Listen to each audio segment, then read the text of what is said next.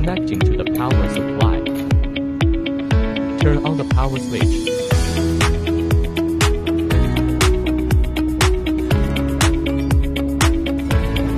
Click on the tool type. Select the helical milling pattern, number of edges and tool diameter. Click Confirm after selecting. Open the machine's sliding door. Turn on the LED work light. Select the corresponding size CR collet. Remove the chuck cover.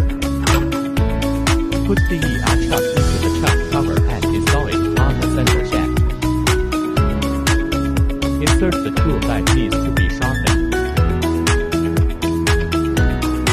Locking tool. Click the Start button at the bottom of the screen. The machine will automatically complete the tool grinding according to the program settings.